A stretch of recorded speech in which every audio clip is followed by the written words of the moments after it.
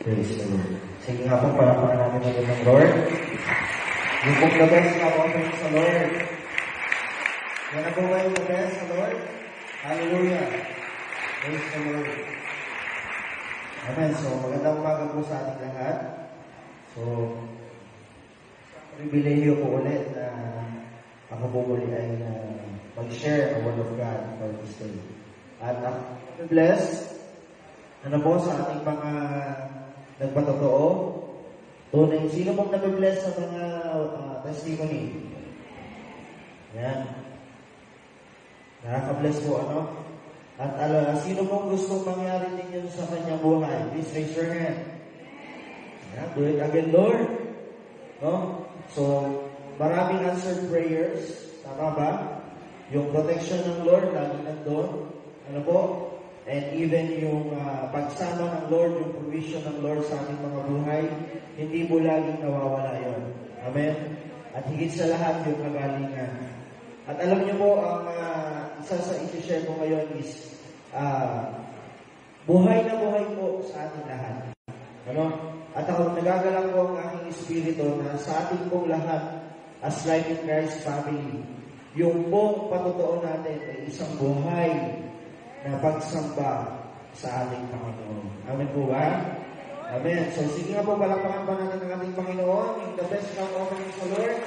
Yung may pasasalamat. Praise the Lord. And before we proceed, tayo po muna yung po pumigil, tayo po muna ay manalangin sa Panginoon. Let us dwell in the presence of God once again. Hallelujah, Jesus, Lord. Pinupuri ka namin, Panginoon. Ikaw ang Diyos na makapangyarihan sa lahat. Tunay nga po, Lord, kami nagpapasalamat sa umagang ito na kami po muli ay nagtipon-tipon, Panginoon, upang ikaw ay sambahin, Panginoon. At Lord, sa oras mong ito, habang kami mag-aaral ng iyong salita, Panginoon, kami nagpapasalamat na sa kapahayagan mo, God. At patuloy, Lord, na ikaw ang kumilos sa aming kalagitnaan. Lord, sinabi mo sa iyong salita, Panginoon, na isa o dalawa na nagkatibon sa iyong pangalan, ikaw ay naroon, Panginoon. Kaya kami nananampalataya na kanina pa lamang, O Diyos, ikaw ay nasa amin ang kalagitnaan, Panginoon. Salamat, Panginoong Jesus. At Panginoon, bilang iyong lingkod, ako po'y nagpapakumbaba, O Diyos. Hawakan mo ako, Panginoon. Ang tanging salita mo lamang, Panginoon, ang papahayag. Hindi po ang aking salita, Panginoon. Salamat po sa umagang ito. Pinupuri ka namin. Ito po ang aming dalangin sa pangalan ni Jesus. Amen and amen. Praise the Lord. Hallelujah. Okay. So, may lamang po itong isi-share ko, but I want to encourage everyone. Okay? So, sa lahat po ng Life in Christ. Okay? And even po sa mga first-timers. Pwede po ba itaas yung mga kamay ng first-time na dumalo po sa life? Please raise your hands. Yan. So, welcome po sa inyo. Ano po? Kami po ay nagagalak dahil kayo po ay kasama namin sa umagang ito. And then, ang isang bagay po na aking pinapanalangin sa Lord every time na ako'y tatayo dito, Panginoon, ano po ba yung kailangan ng bawat isa sa amin? Ano po? For the past few weeks, napakaganda po ng mga kapahayagan ng Diyos. Amen? So last week, ang ating pastor, si Bishop, ang share niya is about praying and receiving. Okay? Sino pong nandito ng last week? Sino pong nasalo yung word na yun? Na kapag daw tayo ay nananalangin, ano daw dapat natin iniisip? Okay? Dapat alam natin kung sino ang Diyos na dinadalingan natin. Amen po ba? Kanino ba tayo nananalangin? Tanungin mo kaya katabi mo, kilala mo ba ang Diyos? Okay? So baka kilala natin ang Diyos kapag araw na mahal na araw. Tama ba? Kilala natin ang Diyos kapag Pasko. Okay? So, but I believe all of us here, lahat ng believers, kilala natin na ang ating Diyos ay buhay at makapangyarihan. Amen? And then, ano po yung pangalawa? Sabi doon, ipakilala natin ang ating sarili kung sino tayo sa Diyos. Hello? Tanong mo katabi, kilala mo ba ang sarili mo? We are all sons and daughters of the Lord. Tama mo ba? Lahat tayo ay pinangalanang anak ng Diyos. Okay? Okay? So, naalala ko nga po yung isang word na narinig ko, no? For example, ang apelido ko po ay Crisostomo.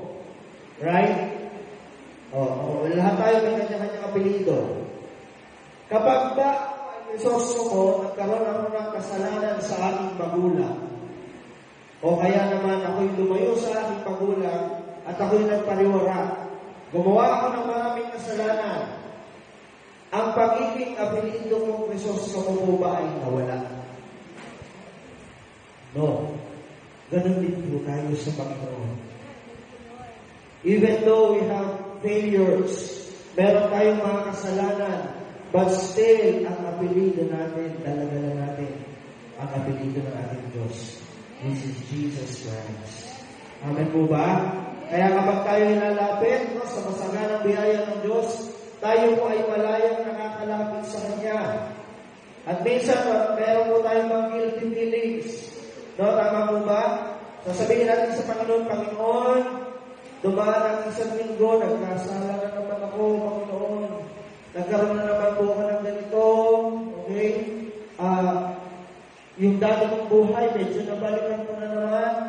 No? Meron tayong mga guilty feelings. But alam niyo po, ang Lord sa atin, grabe yung biyaya habang niyo sa atin. In my spirit, lagi na sinasabi, anak, alam ko ikaw ay makasalanan. Pero mahal na mahal kita, hindi mababago yun. Sabi mo siya, sabi mo, mahal na mahal ka ng Diyos. At alam niyo po, isang bagay, napakasarap po isipin natin at na-experience natin lahat. No? Yung po mga testimony natin, kita niyo? Lahat po yung ay binibigay ng Diyos para sa kanyang kalagayan. Amen? So ako po ay nagagalak din kay si Mac. Si Mac po ay natatandaan ko, bata pa yan. Nung nagbabible study po ako sa Manhattan. Okay? So, minsan sa isang taon yata doon, ako po ang nagbabible study doon. Si Mac po ang naghahatid sa akin palabas ng Manhattan. Maliit na maliit si Mac. Batang-bata si Mac. At nung kanina na magpapatotoo siya, ako po'y amazed sa Lord.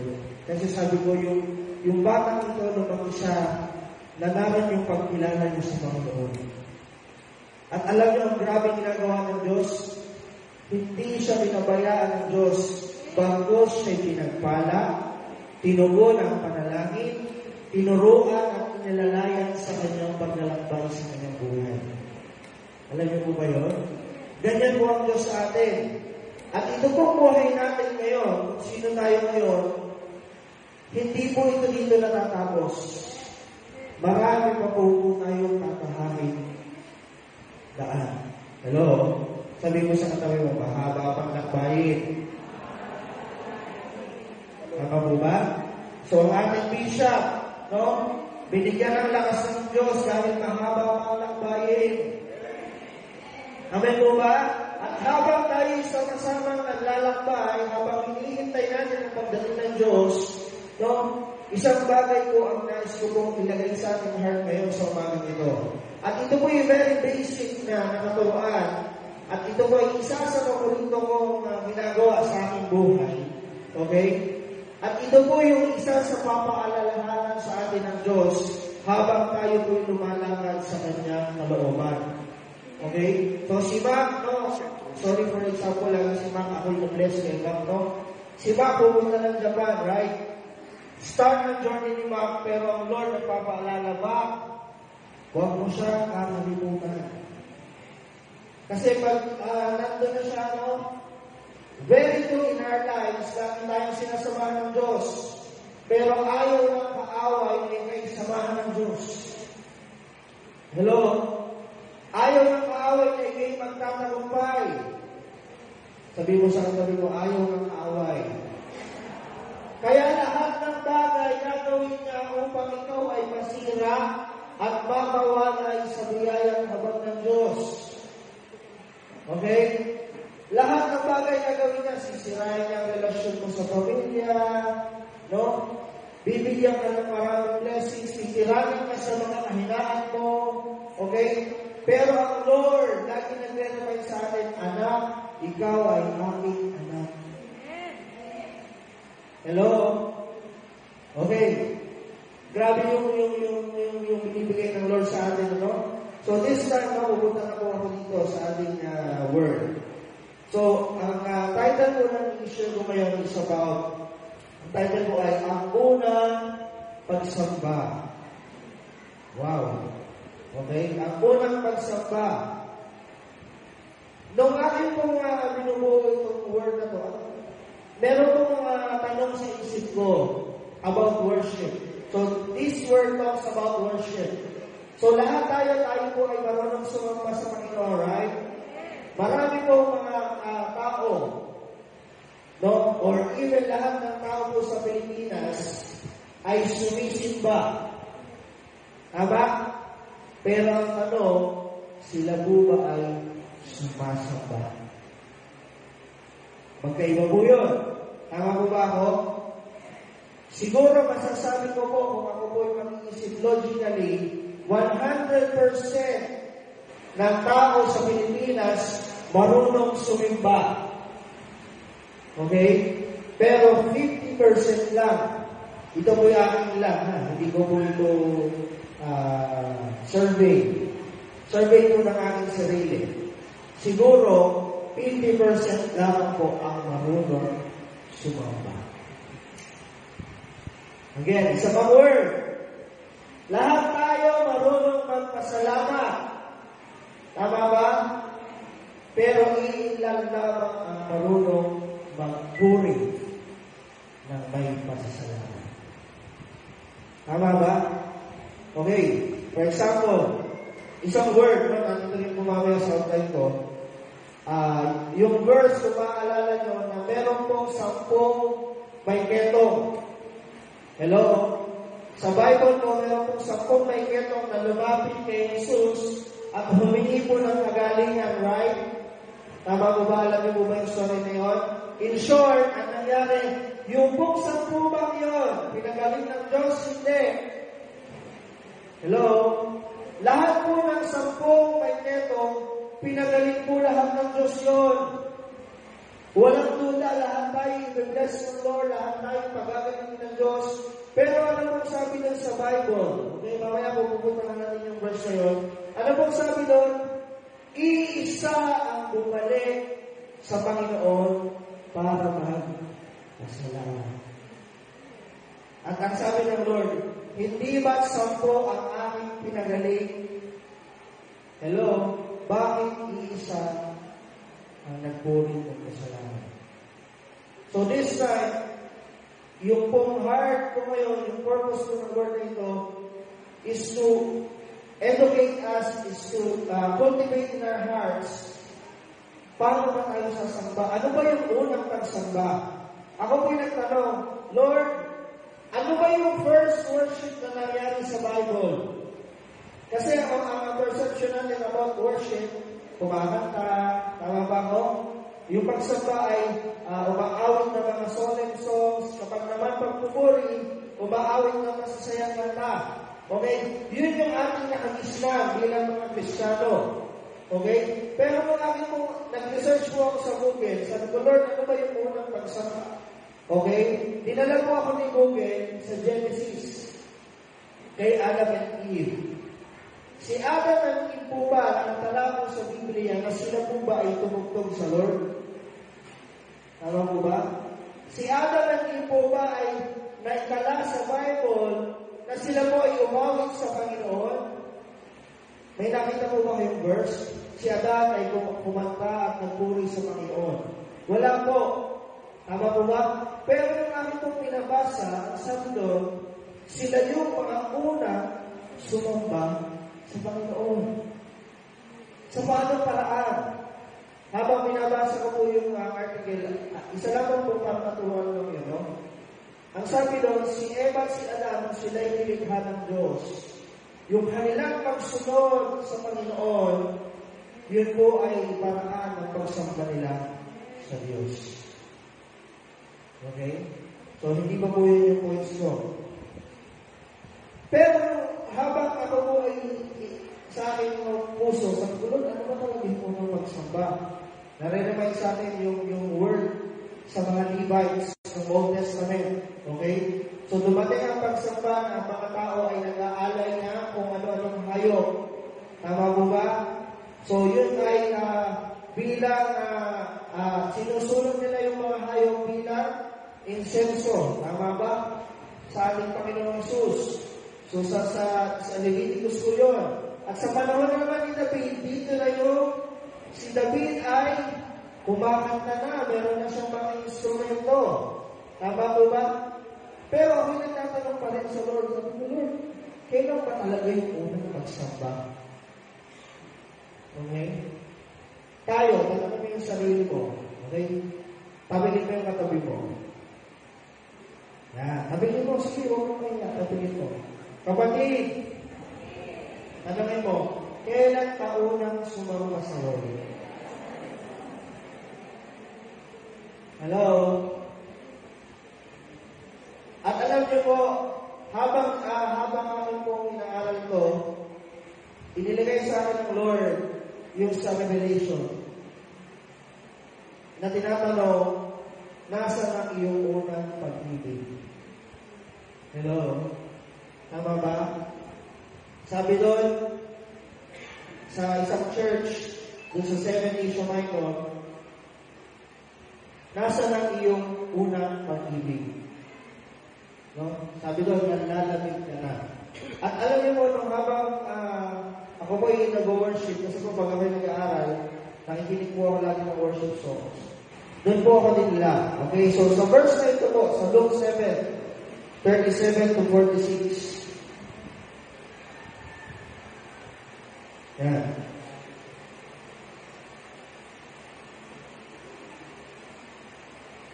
Yan, yun po yung verse na yan. Luke 7:37, kung may mga Bible po kayo, can we open our Bible sa ating mga cellphones, please? Okay? Luke 7:37 and 38.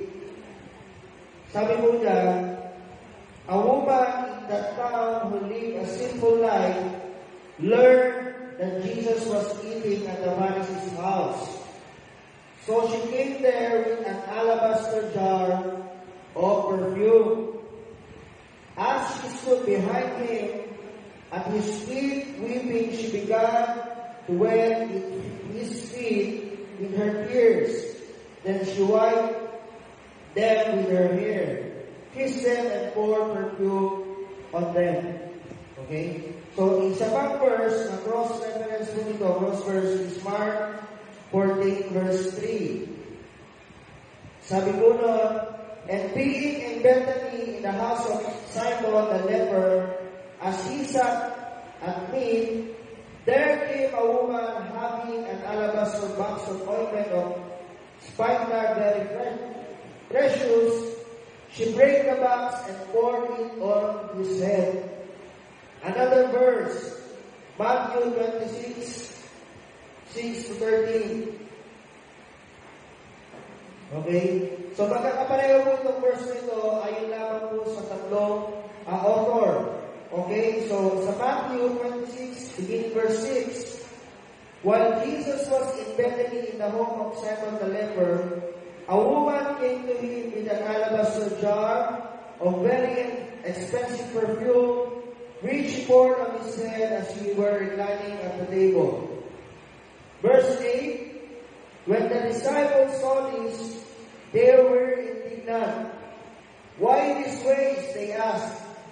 This perfume could have been sold at a high price and the money given to the poor.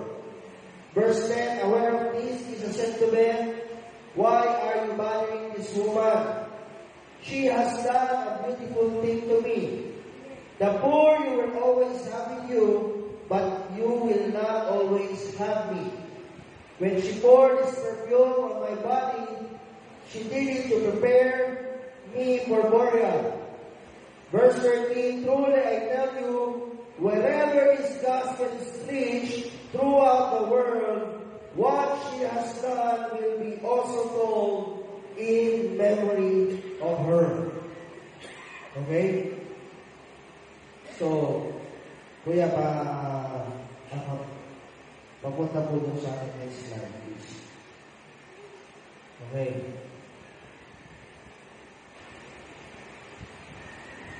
Mark 14 verse 3. Sa Tagalog po, nilagay ko po yung verse na ito, no?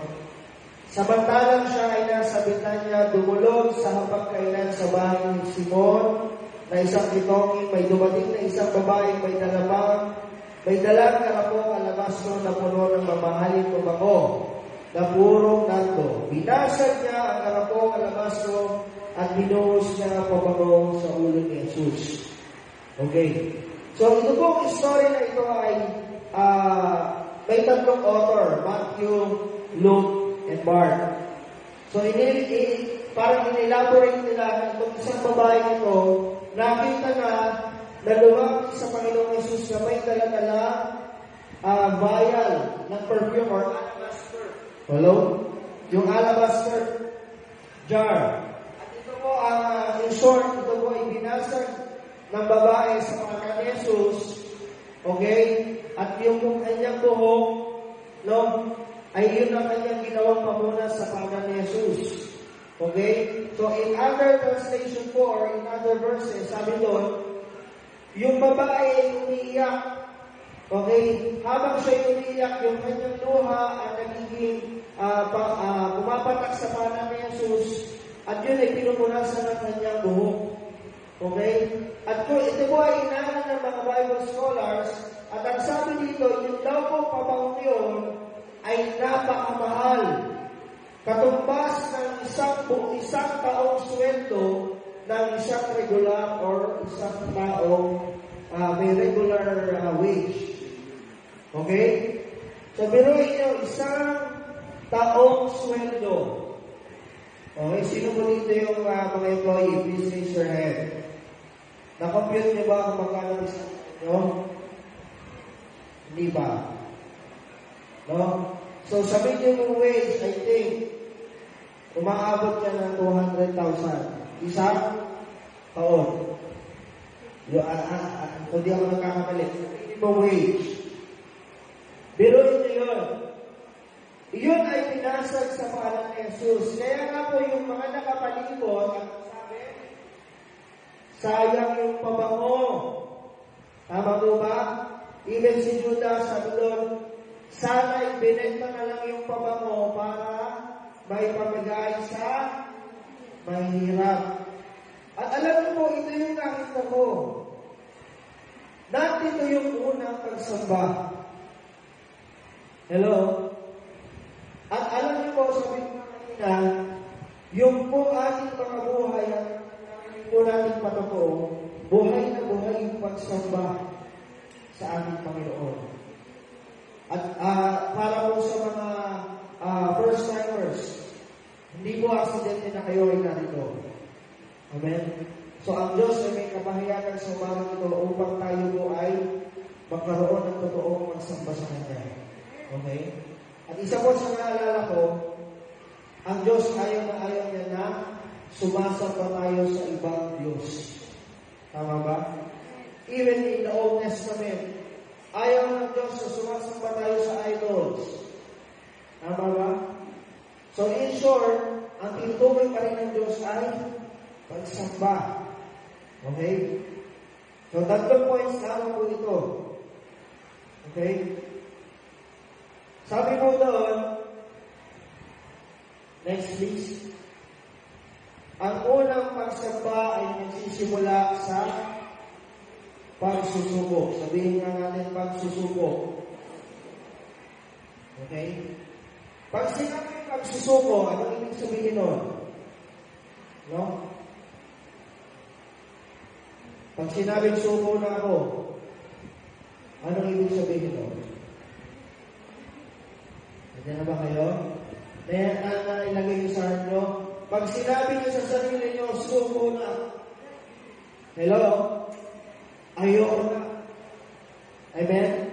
So, ibig sabihin, nag-give up na. Ibig sabihin, ina-acknowledge mo na wala na akong magagawa.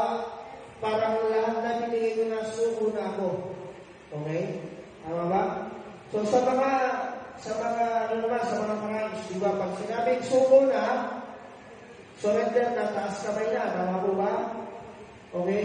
So, sa Panginoon, darating daw po yung pagsamba o yung unang pagsamba kapag tayo ay sumusuko. Dito po sa verse na ito, ang sabi doon, ito daw pong babaeng ito, sabi doon, ay isang prostitute. Okay? Ang tingin sa kanya ng mga Pariseo ay mga makasalanan. Pero siya, lumapit siya sa Panginoon. Anong ginawa niya? Siya ay sumuko sa Lord. At higit sa lahat, ano yung sinuko niya sa Panginoon? Wala siyang itinala. Even yung mamahaling perfume. Okay? Now, word, ang sabi ng word, a wage of a whole year. Isang buong taon. Okay? Imagine niyo rin ang isang babae. Ang kayamanan ng isang babae ang kanyang buhok. Tama po ba ako? Taas po ang kamay ng mga babae. Sino po dito sa inyo ang hindi mahilig sa babae? Ibaba niyo ang kamay niyo. Okay? Ako po yung naniniwala na ang mga babae po ay gusto ang mabango. Isa sa tinitreasure yung mabango. At isa rin yung treasure ng babae ay yung buhok. Right? Kaya nga po yung iba na nagpapastrip, no? Inaalagaan natin natin mga buhok, kinukulayan natin. Sino gusto ng buhok ay sabog-sabog? Especially sa mga kababaihan. Sino yung gusto ng mga kababaihan ay lagi ng buhok ay hindi nasusuklay? May nakakita mo ba kayo noon? Tama ba ako? Ang mga kababaihan, kapag yan ay bagong ligo, no?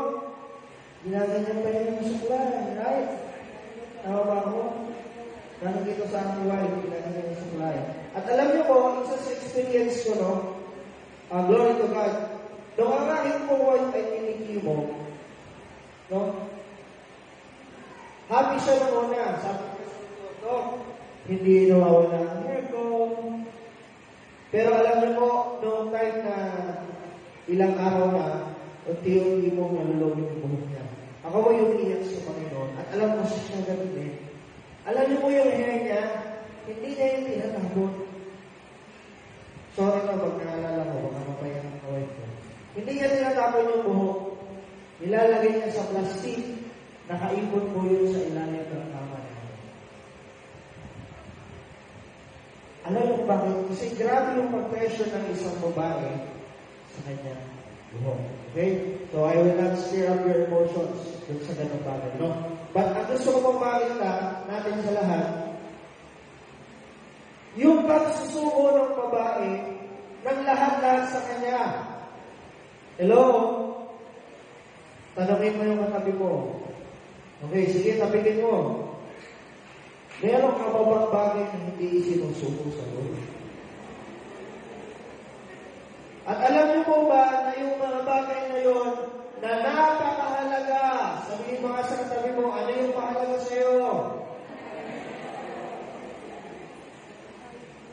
Ang una at totoong pagsamba, ito po'y dapat natin isuko sa Lord.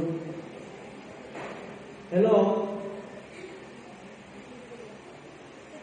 At alam niyo po, sabi ko nga, given ang Diyos natin ay mabuti, right?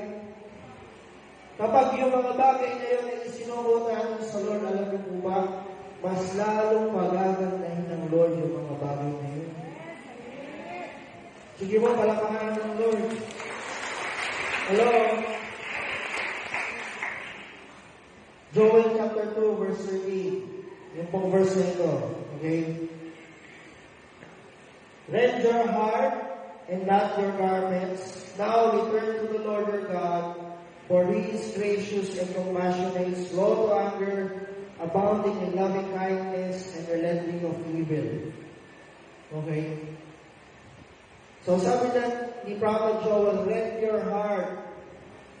Kung titignan natin yung word na surrender, ano yung nasa gitna ng surrender? Rend. Tinignan ko po sa dictionary kung ito po bang dalawang to ay may relasyon. Yung surrender at yung rend. So wala po pala. Ako lang ang nagbigay ng meaning. Pero alam niyo po, nung tinignan kayo mo rin, ibig sabihin, tinotor into two. Kaya ba sinabi dyan, rend your heart and not your garments. Ibig sabihin, pilasin mo yung puso. Ibig sabihin, break your heart, not your garments, hindi damit. Okay, at ang sabi doon, now return to the Lord your God. Ibig sabihin, yung ating mga puso kailangan may mabasa. Katulad ng babae, prostitute, ano yung binasag niya? Binasag niya yung pinakamamahaling pabango. Okay? So sa atin, hindi po na pwedeng sabihin natin, naku, babasagin ko yung aking pabango sa bahay. Hindi mo yun. What I'm saying is yung pinakamahalaga sa atin, yung ating mga buhay, kailangan basag tayo sa Lord. Katulad ng sinabi ko kanina, kapag tayo sumusuko, we are acknowledging na, Lord, wala na ako. Hello? Kasi alam niyo po ba, darating yung time na tayong lahat ay maka-experience ng gano'n. Na tayo ay broken. At alam niyo po, mapapatanong tayo sa Lord, Lord, bakit na ako? Bakit po ako yung sawi? Bakit po? Ang dami po dyan. Tama mo ba? Even kami mag-asawa naman nagtatanong, Lord, ang dami po dyan. Hindi naman namin kinonurse. No? Sabi namin, Lord, ang dami na pwedeng magkasakit. Bakit kami na naglilingkod sa inyo? At hindi lang basta sakit. Hello? Pero alam niyo po, ipapadanas ng Lord sa atin yun. Why? God wants us to break us. Na lahat tayo walang ititira.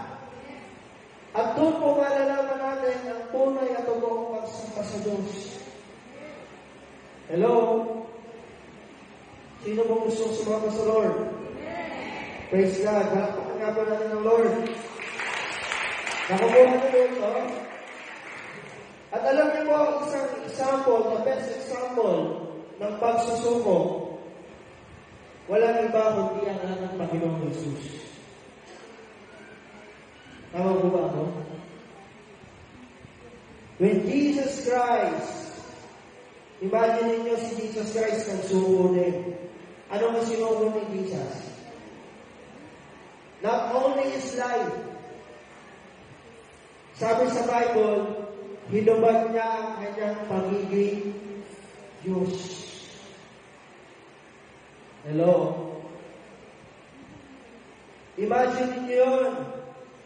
Diyos na lumikha sa ating lahat. Hello? Nandiyan ba kayo? Ibinaba niya, hinubad na yung pagiging Diyos para ano? Para saktan, tama ba? Imagine niyo yun. Siya ang tumanggap ng sakit. Siya ang tumanggap ng kahihiyan. Imagine niyo yun, diba? Sino na dito yung, sorry for the word, natural? Yun yung pinaka-worst or pinaka-bastos na gawain na magagawa sa isang tao. Pinaka-yung, kung sabi nun, humiliating. No? So si Jesus natanggap ngayon. Imagine ninyo, Diyos siya, hari ng mga hari. Ibig sabihin, muna siyang nagsuko for us. No? Upang makita natin yung example na wala tayong ibang sasambahin kundi ang ating Panginoong Jesus. Ang sabi nung sa verse, return to the Lord your God. Amen po ba? Amen po ba? Sige po. One best clap opening sa ating Panginoon. Next po. Okay? Bibilisan ko na po ito. Number 2, ang unang pagsamba ay nagsisimula sa paghahandog. Yan. Romans 12 verse 1. I urge you therefore, brothers, by the mercies of God, to offer your bodies as a living sacrifice, holy and pleasing to God, your spiritual worship. Okay? Paghahandog. Sabihin mo sa katabi mo, paghahandog. Sino po dito yung maghahandog ng regalo kapag birthday? Hello? Nandiyan po ba kayo? Ulitin ko yung tanong ko. Sino po dito yung naghahandog ng regalo sa may birthday? Okay? Amen. Sino po dito yung gusto makareceive ng regalo pag may birthday? Wow, mas malakas sa amen. Hello? Totoo po yan. Ligan po yan eh. Kaya nga po ang Diyos binigyan tayo ng regalo. Una rin naghandog ang ating Diyos sa ating lahat. Inihandog niya ang kanyang bugtong na anak na si Jesus para sa ating lahat. The best gift that we can have is Jesus Christ kung siya po yung pinanganak. Right? Okay. Si David po, anong sabi niya sa 2 Samuel, I think 24 verse 24, sabi doon, however, he said to Araunah, no, but I will certainly buy it from you for a price. Sabi ni David, for I will not offer burnt offerings to the Lord with my God that cost me nothing. In short, sa Tagalog, hindi ako magbibigay sa Panginoon ng hindi mahalaga or mataas ang value sa akin. Okay? So, offering. Si Abraham, nung in-offer niya si Isaac, sa palagay niyo, si Isaac ba yung mahalaga sa kanya? Right. Napakahalaga, sinong magulang ang pagtinanong mo ay mag-aalay ng kanyang anak sa Diyos. Can we do that? Narinig ko po si Yusuf kahapon. Yung kanyang katuruan about sa anak. Ang anak natin, hindi natin pinadadamuhan sa mga lamok. Tapos, biglang tatanungin ka, ialay mo ang anak mo sa akin. Siguro sa time na yun, no, kung tayo po kaya yung nasa panahon yun, pinangakuan tayo ng Diyos, sabi ng Diyos sa halimbawa tayo si Abraham, nangako ang Diyos, ikaw ay magiging ama ng maraming lahi. Pero sabi ni Abraham, Lord, matanda na ako. Si Sarah po ay wala na kayo ng mag-anak. Pero nangako ang Diyos. At anong nangyari? Nagkaroon ng katuparan. Tapos, kung nagkaroon ng katuparan, bigla papawiin sa'yo. Hello? Parang ganito yan. Binigyan tayo ng Lord ng 1 milyon. Sino gusto ng 1 milyon? Tapos, sinalawasan, sabi ng Lord, ibigay mo sa church. Hello? Parang napangiti kayo lahat at natahimik. Tama ba? It is true. Realidad yun. Na ganun yung magiging pakiramdam natin. Tama ba? Tama po ba? Okay? Example na lang sa mga empleyado. Binigyan kayo ng sweldo. Tapos kinabukasan, akin na ng sweldo mo. Papayag ka? No.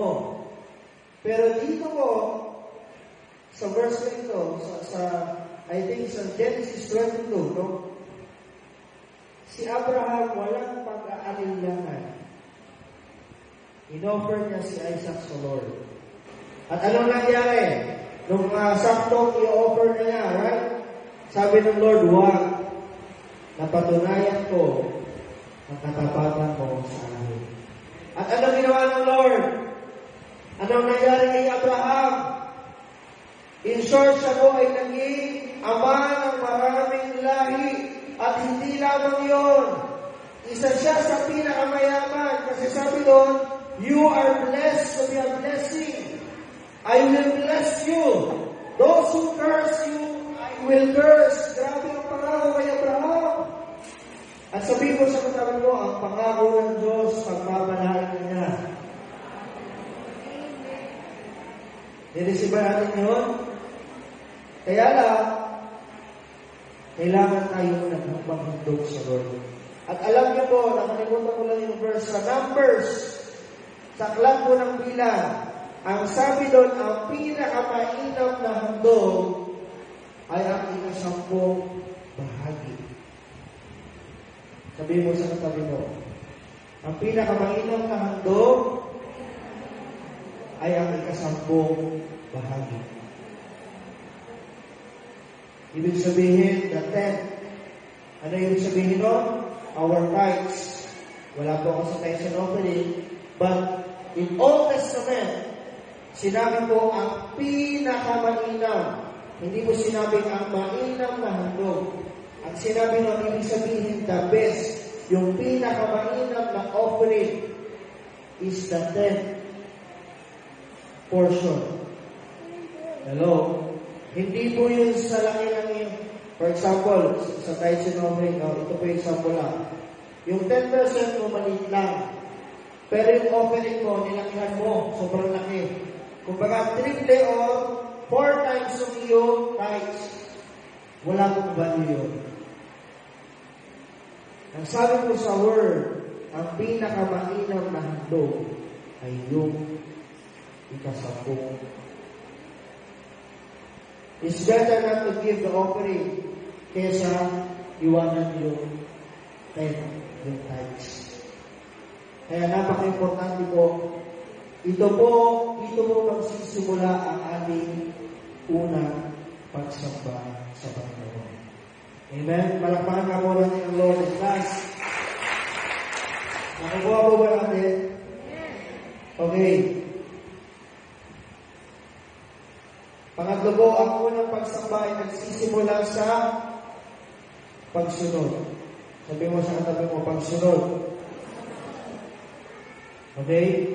Ito pang verse na ito, sabi dito, Genesis 22 verse 5, He said to his servants, stay here with the donkey while I and the boy go over there. We will worship and then we will come back to you. Hinailan sumutan yung we will worship. Ito po yung senaryo na si Abraham at si Isaac ay kasama niya sa bundok upang ialay si Isaac. Okay? At ang sabi niya doon sa kanyang tauhan, diyan muna kayo, akin kami ni Isaac upang sumamba sa Diyos. Okay? So, ito po, katulad ko nung sinabi ko sa inyo kanina, hindi ito dahil sa pagsunod niya sa Panginoon. Kasi sabi ng Diyos, ihandog ko nga sana si Isaac. At ano pong ginawa ni Abraham? Walang pag-aalinlangan, sinunod niya ang salita ng Diyos. At ito po yung isa sa napakahirap i-apply. Pagsunod. Sabi mo nga sa katabi mo, pagsunod. Tanangin mo yung katabi mo ulit, sumusunod ka ba? Okay? So sa ating mong lahat, sa ating mong lahat bilang mananampalataya ng Diyos, kailangan lagi po tayong may pagsunod. Sino po dito yung nagbabasa ng word every day? Please raise your hand. Yung po ba mga nababasa natin, sinusunod po ba natin? Sabi ng word na nabasa mo, huwag kang magagalitin. Hello? Biglang aray ito. Biglang napaganon. No? Nabasa mo paulit-ulit. No? Ang bunga ng banal na spirito ay pag-ibig, no? Kahinahunan. Tama ba? Nabasa mo yun, no? Tapos kung pagkatapos mong magbasa, lumabas ka naman ng kwarto mo. At nakita mo yung mga anak mo na sobrang mabait. Yan. Tapos paglabas mo, no? Nakita mo yung isang bundok na pinaghimpilan na nagabi pa. Tama ba? Yung mga plato na kagabi pa yung pinahinan. At ang sabi sa iyo ng Lord, huwag kang pag-ulintin. Ito po ay illustration lamang, ano? Okay? Nandiyan mo ba kayo? Hello? Nandiyan mo ba kayo? Short illustration about pagsunod. Madali po ba? Mahirap? Yung pong realidad. Naku po! Amen? Nabasa mo ulit. Patawarin ko ang mga nagkasala sa iyo upang ikaw ay patawarin ng Diyos. Kapag ikaw ay binato, sabi nga ng kasabihan, pag binatuan ng tinapay, ay nabatuan ng bato, batuhin mo ng tinapay. Yung iba may garapon daw. Nasa garapon. Okay? Sabi ng word, kapag sinampal ka sa kaliwa, nabasa mo yun, iharap mo yung kanan. Pero ang tanong, kapag sinampal ka sa kaliwa, ano gagawin mo? Gagawin ako kaliwat kanan. Hello? Nandiyan mo ba kayo? Ang hirap. Pero ito po yung pinapaalala ng Diyos sa ating lahat. Alam niyo po kung bakit mahirap? Alam, ito po yung sikreto. Mahirap siya kasi meron pa tayong hindi isinusuko sa iyo. Ibig sabihin, sabi doon sa word, deny yourself. Kapag dinanay natin yung ating self, no? At ang sabi rin ng Lord, I will give the Holy Spirit to give you power and ability. Sa ating mga flesh, hindi mo natin kakayanin. But the Holy Spirit ang magbibigay sa atin ng strength and conviction to overcome those things. Okay? Kaya nga po, ang napakahalaga kapag tayo sumusunod sa Lord, ito po yung way ng ating pagsamba. Hello? So ngayon po, dinadala tayo ng Diyos sa tunay at totoong pagsamba. More than songs na inaawit natin. Kasi yung awit, pwede po tayong umawit ng awit lang. Okay? Sabi nga, awit sa puso, pero wala sa puso. So, napakalala po nito, amin po ba? So, may last word po akong ibibigay sa atin. So, please, pakilagay na po dyan. Noong akin pong pinubuo nung teaching pong ito, meron po akong napakinggang word ni Bill Johnson. Si Bill Johnson po ay isang pastor ng Bethel Church. Meron po siyang word doon, ang sabi niya po, a walled city without a gate is not safe. At dyan po, inilaban ang ibig sabihin niya dyan. Ang ibig sabihin po niya, yung wall daw po, it talks about our salvation. Ibig sabihin ay walled city. Yung city, tayo yun. So, a walled city without gate is not safe. Ang gate po, ito daw po ay yung pagsamba at pagpupuri natin. Sa Psalm, sabi po doon, enter His gates with thanksgiving in your heart, enter His courts with praise. So sabi doon, kung itatranslate po natin, ang salvation natin ay hindi safe kung wala pagsamba at pagpupuri. Hello? Ibig sabihin, yung kaligtasan na ating tinatanggap ay hindi po natin masasabing safe or pwedeng maagaw ng kaaway kung hindi tayo marunong sumamba sa Diyos ng totoo at pagpupuri. Sabi ko nga po kanina, lahat tayo marunong magpasalamat. Even the devil, pwede niya sabihin salamat. Even unbelievers, sabi na, salamat sa Diyos dahil may biyaya ako, tama ba? Pero ang tanong, kayo ba ay marunong magpuri at sumamba sa Diyos? Hello? Baka mamaya, pag pinataas kayo ng kamay, nahihiya pa kayo magtaas ng kamay.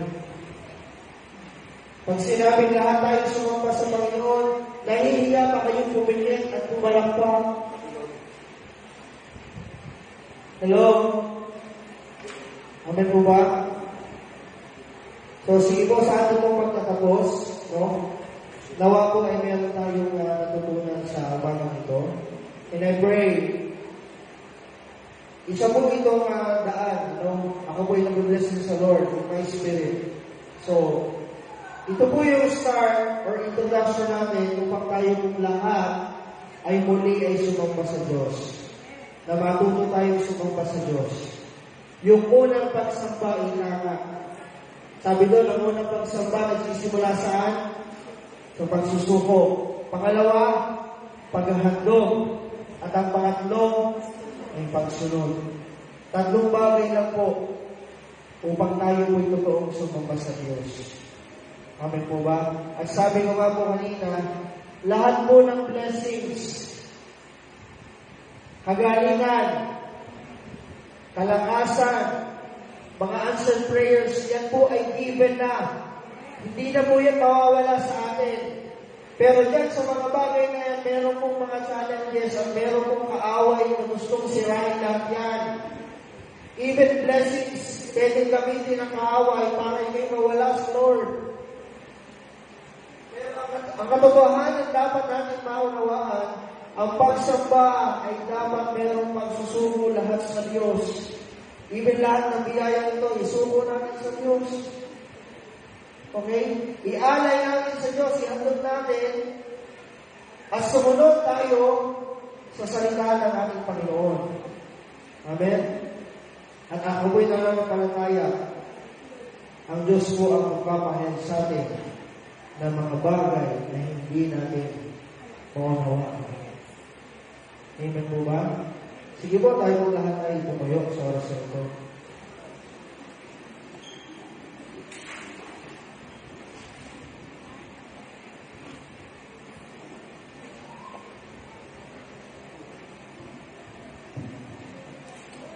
Praise.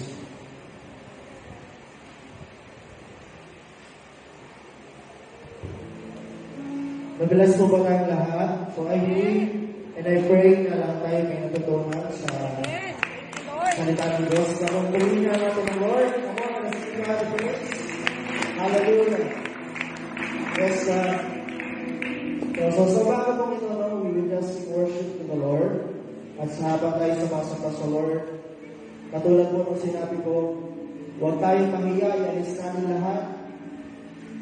Let us begin to learn worshiping God in our heart, not in our lips. Everyone, no, mga bata, mga kabataan, no, learn to worship the Lord with your heart, not your lips. No, musicians, singers, learn to worship the Lord with your heart, not your skills. Kasi ang skills, napapangaralan yan. Worship the Lord with your heart. Sige po, tayo po mag-dwell sa Lord. Let us bow our heads. Hallelujah, Jesus. You worship you, Father. You worship you, Jesus. You worship you, Lord God. Hallelujah. Jesus, we honor you, Lord God. We honor you in this place, Father. We declare you are faithful, Lord God. You are Jesus, our Lord, our Savior. And search you, God, this way. Hallelujah.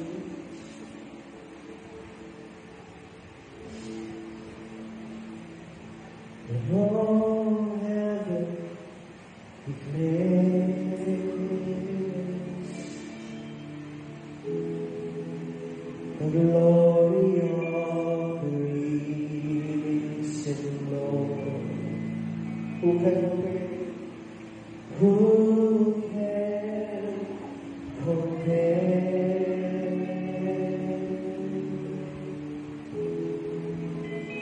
to the beauty of the Lord? Forever you will be the same Jesus,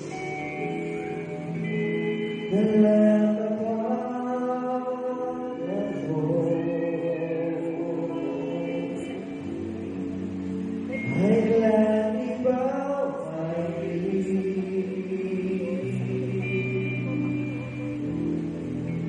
and worship you.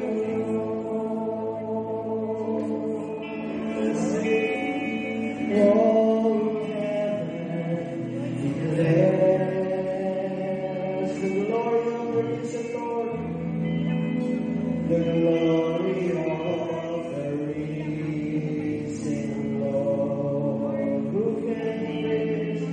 Who can compare?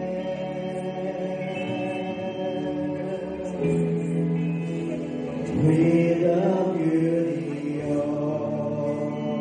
Lord. Forever Jesus, forever you will be. Oh, the Lamb upon the throne. I gladly bow my knee and worship you alone. Forever you will be. Oh, the Lamb upon your throne. I gladly bow my knee and worship you alone. Forever Jesus, forever you will be. You will be the Lamb upon the throne. I gladly bow my knee and worship you alone. Let's sing it out. Forever Jesus, forever you will be. Yes, Lord God, the Lamb upon the throne. I gladly bow my knee and worship you alone. Jesus, I'll be thine.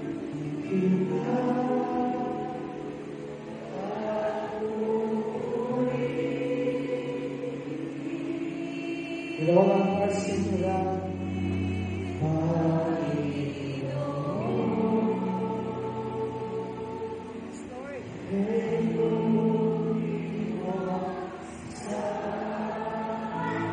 Lord, sing it of our heart.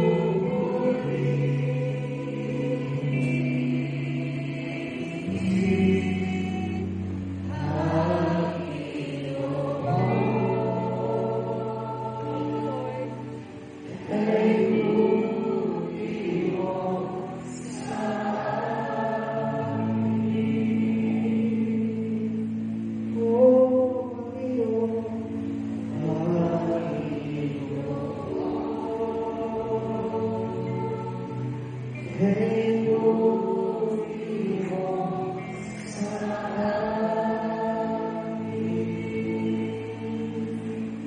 Raise our hands to the Lord as we pray. Aming Diyos sa pagpangyarihan sa lahat. Tunay nga po, Lord, na ikaw lamang ang aming sasambahin. Yes, amen. Thank you, Lord. Ikaw lamang ang aming pupuri. Amen. At sa oras mong ito, kami nagpapasalamat po, Diyos, sa iyong mga salita, Panginoon.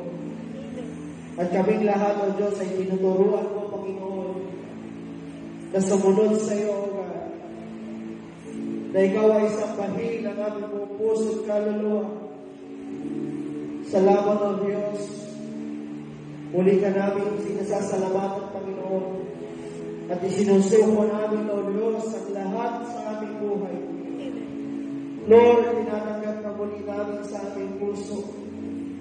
Pagharian mo, O Diyos, ang aming buhay. At ikaw lamang, Panginoon, ang aming nag-iisang Diyos at ihahayag ang aming puso. Salamat, O Diyos, sa araw na ito. Tunay nga, Lord, na walang hanggang pagpupuri at pasasalamat, Lord, ang